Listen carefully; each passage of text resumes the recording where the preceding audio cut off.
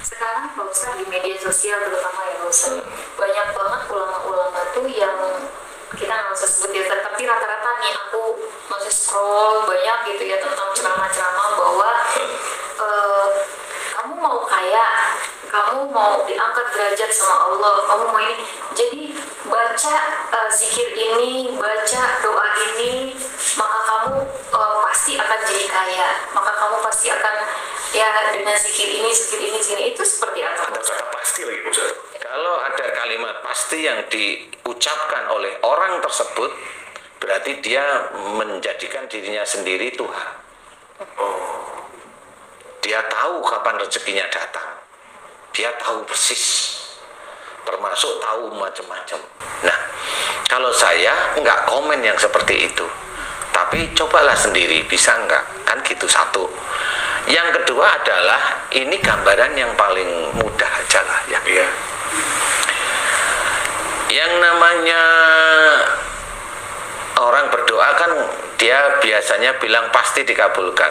Banyak kok teman-teman pendakwah itu yang dia sakit pasti doa mohon diberi kesembuhan.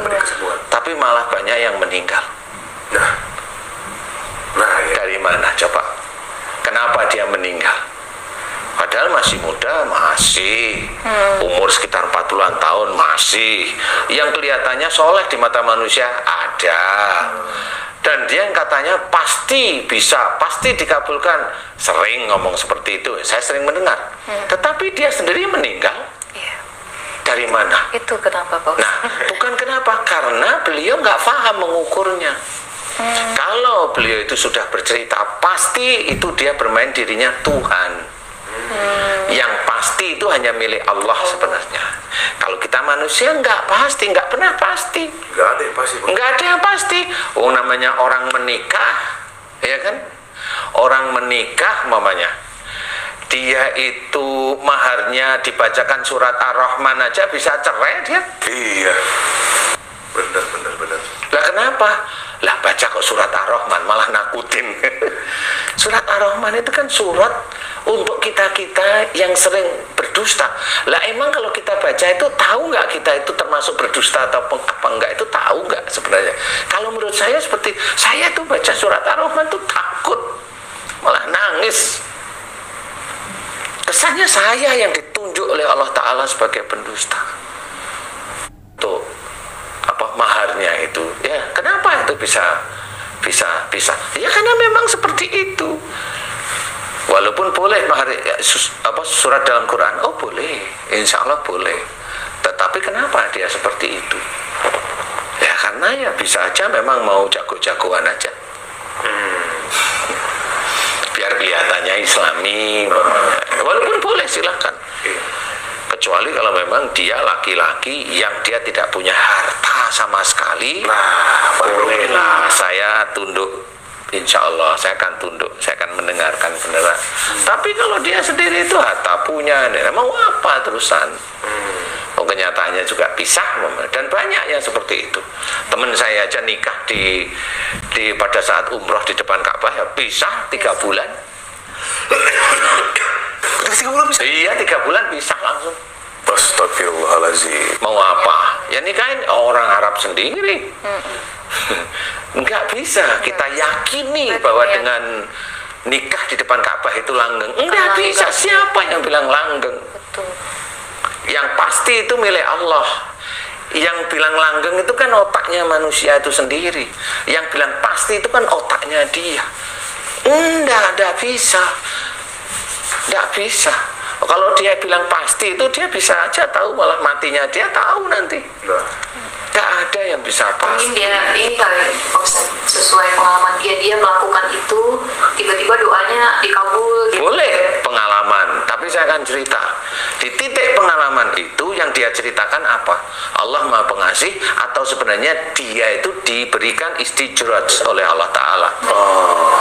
Nggak akan tahu setelah dia itu diberikan oleh Allah Ta'ala, doanya dikabulkan, walaupun dia itu seorang pendakwah, dikabulkan, kemudian dia ngomong ngalor ngidul ngamul, itu kan ujub riak sudah muncul.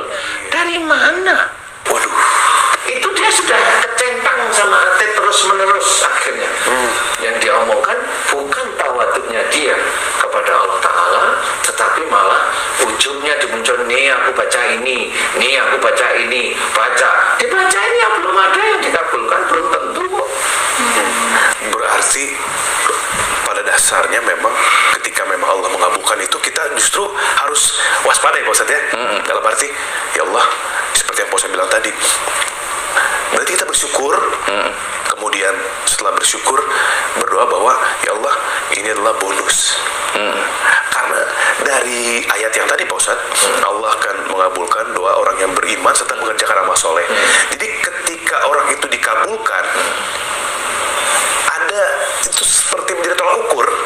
Wah, kayaknya iman naik nih, gitu Pak Ustadz. Kayaknya iman udah mulai bagus nih. Terus nah itu kan sudah ada prasangka, ada ujub sendiri sebenarnya. padahal iman kita juga nggak tahu ya Pak Ustadz.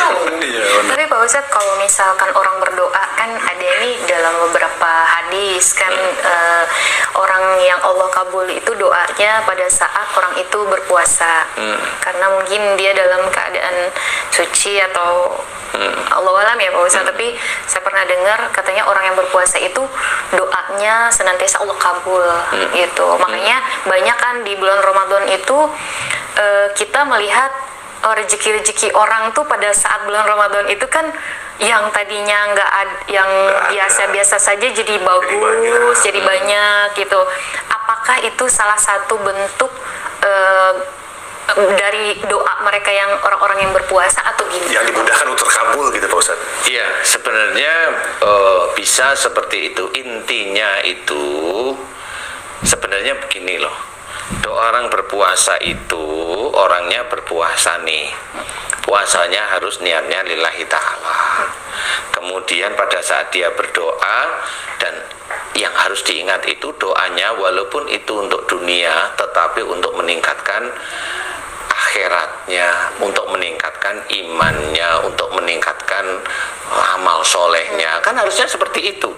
Tapi kalau dia itu berpuasa, di mana puasanya itu untuk menjadikan doa dia terkabul, dan urusannya dunia, bisa nggak kira-kira berpikir?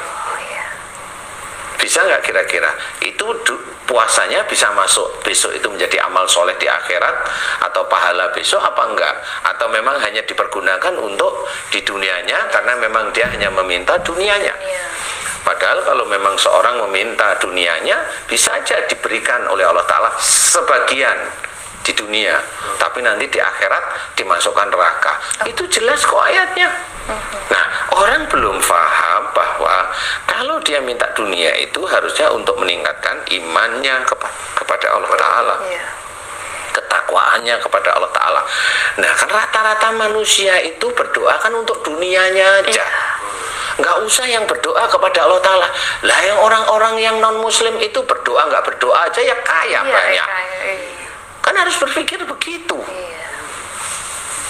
Nah, itu berpikir begitu. Itu orang itu kaya, orang kaya, ini kaya. Dia tanya muslim enggak? Enggak. Nah, yang muslim ada. Tapi dilihat aja sehari-hari. Kalau dia memang mencerminkan dirinya seorang yang iman kepada Allah Ta'ala kuat, bisa dilihat kok. Kalau dia memang tidak begitu kuat, tetapi dia itu hartanya dilimpahkan, ya bisa aja itu istijrat. Enggak perlu kita itu menginginkan hal-hal seperti itu. Berarti ketika pun dikabulkan, intinya gini ya Pak Ustadz, kalau saya dengar dari Pak Ustadz tadi itu semuanya itu ujian ya. Iya, dikabulkannya doa itu ya ujian. Mau apa habis itu? Mau apa habis itu? Mau jadi sombong, mau jadi ujub, atau mau jadi lebih bertawadu lagi, bahwa ini adalah kasih sayangnya Allah begitu. Iya. Bukan dari keimanan saya, karena kita juga nggak pernah tahu keimanan itu sejauh mana. Memang, makanya yang harus kita lihat itu. Jadi kalau Allah mau mengabulkan doa orang yang beriman beramal soleh, ini beda, doanya beda nih. Biasanya orang yang bertakwa kepada Allah itu malah tahu dia nggak meminta dunianya malahan. Yang dia mohonkan itu malah akhiratnya semua. Kenapa dia tahu? Dia dia nggak meminta dunia, karena dia tahu Allah itu yang maha mengatur rezeki. Dan dia cari akhiratnya beneran. Akhirat itu gimana? Bukan hanya sholat aja, bukan hanya baca Quran, bukan. Akhirat itu adalah di mana orang tersebut menjalankan kehidupan sehari-hari di dunia, semuanya didasarkan lillahi ta'ala, didasarkan dengan syariat-syariat Islam. Bekerja bismillah, kemudian pada saat bekerja dia berbenturan dengan temannya, ada marah, dia harusnya diuji dengan temannya, marah enggak. Kalau dia tahu ini ujian nih dalam saya bekerja, dia nggak marah, senyum-senyum aja, dikerjain sama temennya. Dan itu kan dalam pekerjaan begitu. Iya kalau cuma temennya, kalau Mas Bobi ketemu dengan artis yang selengean, diuji. Bagaimana dalam bekerja itu diuji? Ya diuji. Mau iseng tanya nomor WA-nya, bisa. Orang istrinya juga nggak ikut kan gitu. Lo kan bisa aja. Iya kan? Iya, maksud. Bisa hanya nulis, kemudian dia ngomong, taruh tulisannya biar dia ambil, nggak tahu dia ninggal nomor teleponnya, bisa aja semuanya. Itu kan ujian. Bisa nggak dia menyelesaikan dengan syariat agama kita? Ya itu ujian. Nah di titik itulah kenapa kamu nggak mau tergoda dengan dia. Dia itu kacau, masalahnya begini-begini. Terus saya nggak mau. Kalau memang di dalam frame sih saya biasa aja, memang enjoy, saya disuruh seperti itu. Nanti kalau momennya di luar frame, ya saya berusaha menjaga agar saya tidak hanyut. Itu boleh. Kenapa kamu begitu?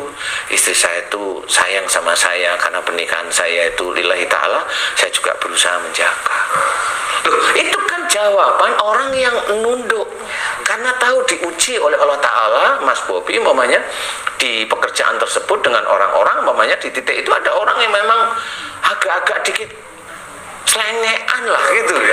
Nah ini kan sama di situ. Otak dan hatinya Mas Bobi pada waktu itu mau kepada Allah atau enggak, kan gitu. Walaupun sebenarnya bisa aja waktu itu mau ngapain kan bisa aja. Nah, tapi di situ enggak, saya pengen semua yang saya kerjakan hari ini ibadah kepada Allah Ta'ala. Ya terus lurus saja. Nah, itulah mengerjakan kehidupan dunia untuk akhirat. Nah, orang itulah yang beriman. Iman kepada Allah Ta'ala, ingat dia kerja itu memang benar-benar untuk mencari nafkah. Disuruh oleh Allah Ta'ala, ngerti ayatnya. Fa idza qudiyatis sholatu fantasiru fil ard wabtagu min fadlillah. Di sini tahu kita memang harus bekerja karena Allah Ta'ala. Karena Allah. Kan begitu. Ujiannya gimana? Nanti ujiannya dari itu bagus, dapat tawaran sinetron, tawaran ini lagi. Nah itu kan karena Allah aja yang mengatur, bukan karena hebatnya kita. Enggak. Karena kita berusaha untuk menjaga pandangan, menjaga rumah tangga walaupun istri jauh, itu termasuk mengerjakan amal soleh juga, Bos. Iya, yang kita takutkan kan saya itu nggak mau saya selengean. Kan seperti itu. Betul. Nah, itu untuk mencari akhirat. Nah, akhirat itu seperti itu, bukan cuma sholat aja. Lah orang sholat itu bisa aja dia ujub kok. Kalau dia itu hobinya sholat, gimana? Kamu itu nggak pernah sholat, nggak ini, maksudnya apa? Maksudnya apa ngomong seperti itu? Bahwa kamu itu Islam sholat. Iya, insya Allah paham, tapi kan dengan lemah lembut juga. Bukan dengan di depan umum sehingga orang dinasihati itu malu. Lu itu kan dia keluar dari syariat, dari hadis Nabi. Nggak bisa seperti itu.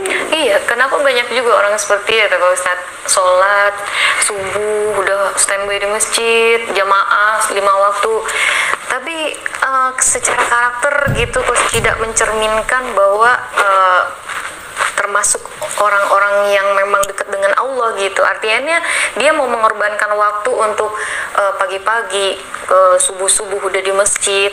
Artinya kan termasuk salah satu orang yang mau menjalankan perintah Allah kan Pak Ustadz. Tapi kenapa dari segi karakternya masih suka sombong gitu, masih Kalau itu dua hal yang terpisah begitu maksudnya ya? Ya memang rata-rata seperti itu.